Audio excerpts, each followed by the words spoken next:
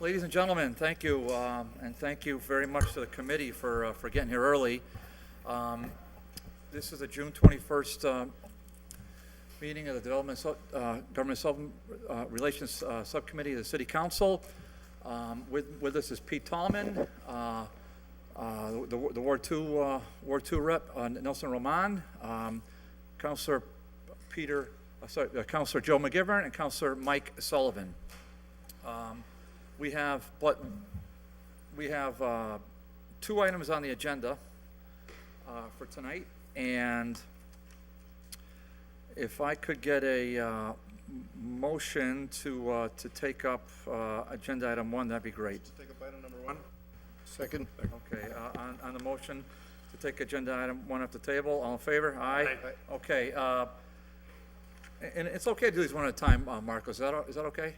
We'll just do one at a time. However the committee wants. All right, so this is an order, says the City Council in accord with MGL Chapter 30B and Holyoke Procurement Ordinance vote to declare the following parcels of land, quote, surplus property available for disposition, unquote. Said parcels that described are, and I'm just going to read the addresses, 501 South Bridge Street, then, and that's a vacant parcel of land. The second parcel is just called South Bridge Street. That's a vacant parcel of land. The third parcel is at 501 Bridge Street. That's a vacant parcel. The fourth item is 299 Walnut Street. That's a vacant parcel. And the fifth one is 307 Walnut Street, which is also a vacant parcel. And with us, we have the Director of the Office of Planning and Economic Development, Marcos Marrero. Marcos, welcome. And Thank you. Why don't you tell us what's happening with these parcels? Sure. So what this process today intends to do is what we've done on a couple occasions before, which is moving property that's been declared through the urban renewal plan into the hands of the Holyoke Redevelopment Authority for land aggregation and negotiation for a reuse. The first item before you does the first part of that process, particularly for the three first parcels that are just off of the Cabot Street Gateway, parcels 15, 16, and 17, read into the record through their addresses. The last two would be declared surplus but not moved into the Redevelopment Authority's hands, and that is because it's not identified in the plan as an acquisition by the Redevelopment Authority. However, it could be put out for a request for proposals through the city. The reason why they were included here, however, and at this time is because, and you will see in item number 2, one of the items that we will be, that are on the list for moving to the Redevelopment Authority is the Armory. These two properties on Walnut Street abut the Armory on the back side. So there exists the potential, although not the certainty, that it could be aggregated as part of a project if one materializes. And Marcos, by declaring them surplus, why don't you sort of tell, I mean, I read surplus property available for disposition. Why don't you sort of tell the public the importance of the process and procedure? Sure. So declaring a property surplus, all it means is that the city will not have an active use for it, and that allows for the property to be disposed either through a sale or through a transfer to another entity. In this case, with the two properties of 299 and 307 Walnut, we would be seeking to do a direct sale from the city for a project through a request for proposals. For the three first properties, those are included in item number 2, which would be for a transfer to the Redevelopment Authority. Thank you. Any questions from the, first of all, the other councilors are here. Councilor Howard Graney, Diosdado Lopez, and Linda Vacan are also in attendance. Any questions for Mr. Marrero from the committee? Councilor McGivern. Marcus, do you have the appraised values of these properties? I don't have appraised values. The orders have the assessed values. An appraisal would cost at least $1,000 for each one. Do you have the assessed values? Yes, it's on the order. It's the 4th column. I don't have a copy of the order. Typically, we get a copy of the card from the assessor's office that shows us the dimensions if it's vacant land. and the appraised assessed values, which is fine if there's no appraisal done. Thank you. Ask and you shall receive. Yeah, Councilor McGivern's right. I did hear from Tessa just before the meeting, and she may have forwarded them, but I didn't receive a copy, so she was kind enough to make a copy for us, which I have in my possession, so. The South Bridge Street, that does not have a number with it. What else It's not completely uncommon, although sometimes unfortunate, to not have a number associated with the property. The unique identifier for a property, though, is the parcel ID. So that avoids confusion, though humans are less likely to understand parcel IDs. I'm just trying to locate it. It would be parcel 03101-016. And that one is right between parcels 15 and 17. Which are, 501 South Bridge and 501 Bridge Street. thank you, Mr. Chairman. No, it's good questions, Joe. Good questions, and Mark, and Joe always brings this up. Councilor McGivern always brings this up too. So, but parcels we declare a surplus, you have to come back before the city council. Other than ones we're transferring to HRA, that you have to come back before the city council for us to approve any other transfer. That's a true statement? Correct. A property that's being sold through the city, such as what we're proposing with the two Walnut Street ones, once a proposal is selected, it would have to be approved by the city council. Yes. Okay. Councilor Tallman? Yeah. Thank you, Mr. Chairman. Marcos, on the properties, the three properties are transferring to the HRA, the top three? Yes. Is there a timeline where they have to be utilized or used, by the HRA? Not at this time. Our usual practice is, and this really depends on the type of project, what type of financing we're talking about, what type of tenant. So one of the things that going through the HRA allows is much more flexibility to negotiate terms as would be required to have a project materialize. A really good example is the Parsons Paper one, which it would have been legally and otherwise impossible to make those machinations with 30B restrictions through the city. So we usually do put some sort of timeline restriction. Primarily, we want to avoid speculation, that someone's just sitting on a piece of property and not doing anything. Okay. But we also want to be flexible enough where financing can be aggregated, tenants can be moved in or identified. Okay, thank you. And Marcos, just for the three parcels on South Bridge Street, you're asking us to transfer them. Do we think we have an interested party at this point who might be interested in taking them off the city's hands and putting it back on a tax roll? We've had a couple of inquiries. It's hard to say how firm or serious they are. The major problem is it's actually quite awkward to not be able to point someone to a next step. So if we actually wanted to receive a proposal for these, we can't because it's not even surplus property. Through the Redevelopment Authority, we've developed a standard form, kind of like a request for proposals, but it's on a rolling basis. So if someone has a proposal, they can fill out the form, indicate their investment, expected investment, job creation, projections. They can indicate their capacity to make the project happen, and they can be evaluated as they come in. But at this point in time, we can't even do that. Okay, Councilor Lisi joined us. Do I have any other councilors? And Councilor Valentin has joined us. Anyone from the committee? No. Okay, I'll accept the motion then to grant the order and to declare these 5 parcels surplus property available for disposition. Make a motion to grant these properties available for disposition. Second. Okay, on discussion, anyone on the motion? All in favor? Aye. Opposed? None. Okay, motion carries 5-0. I'll take a motion to take number 2 off the table.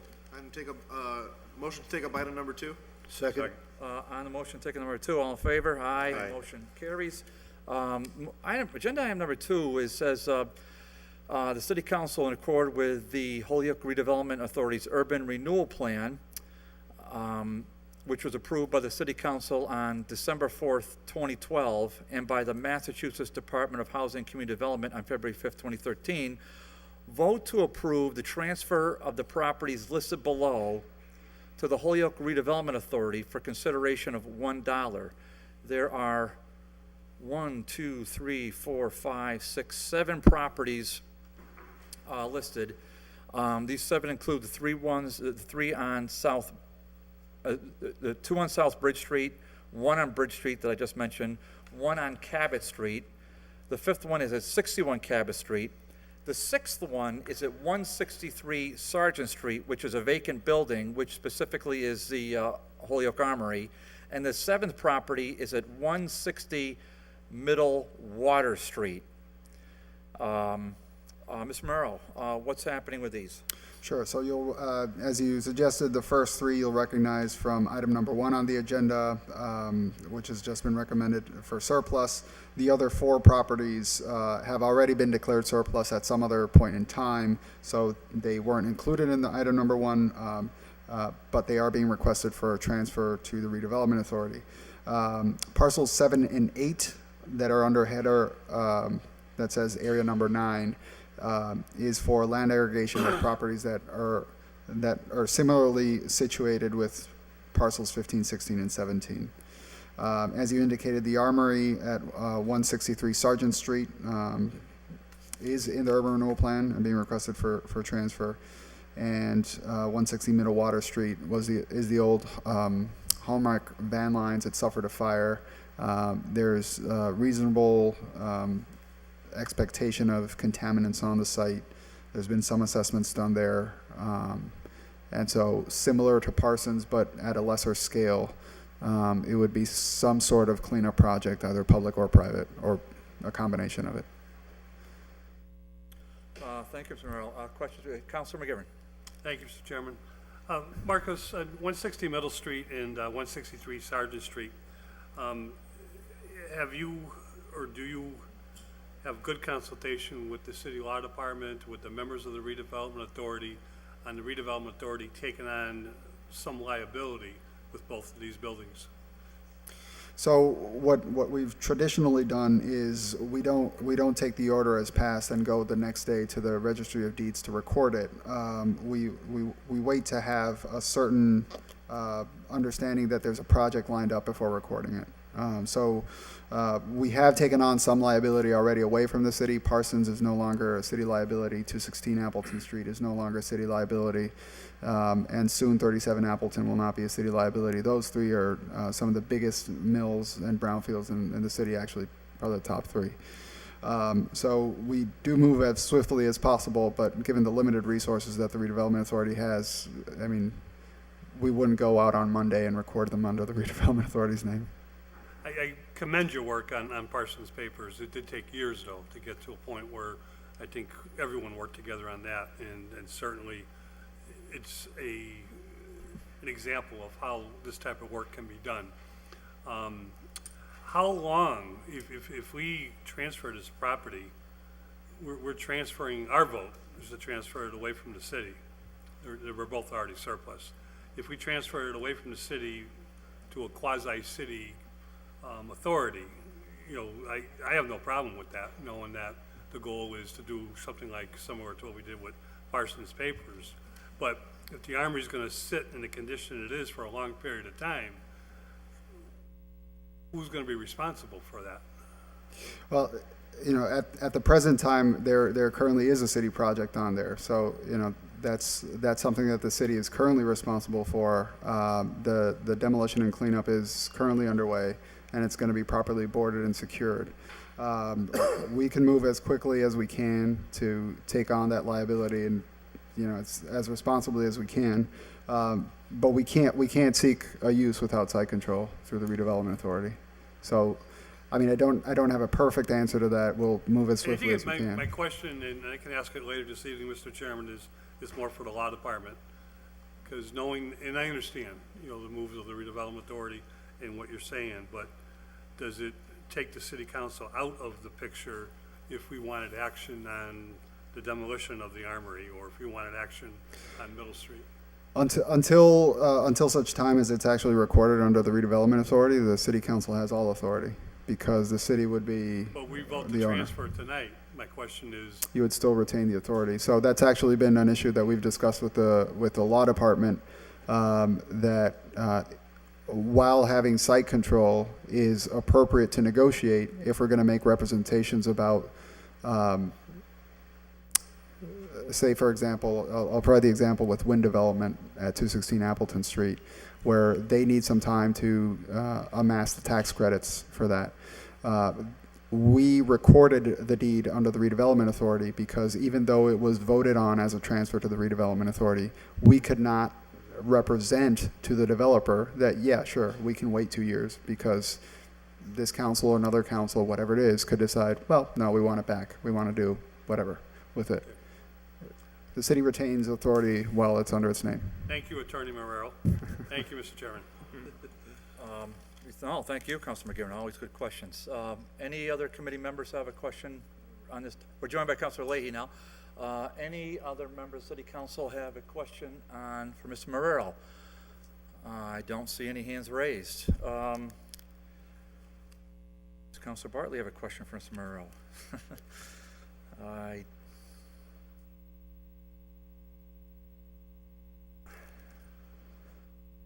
I guess, Marcos, you wouldn't ask, the HRA wouldn't ask for these unless there's something, we don't know what's going on, but at least there's some activity and some interest. Is that fair to say? Yeah, so one of the elements is there starts being budding interest, particularly as development happens. People start looking for additional opportunities in the city.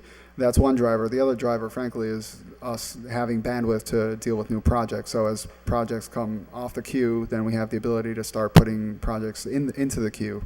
And while they may not materialize in a month, that's the planning part of planning and economic development. We have to By start. bandwidth, you're saying inventory. You have inventory for the I'm city. saying our own time, just time out of the day, out of the week. Our ability to work on getting money and working on particular projects. So we're lining up our own work for the months ahead.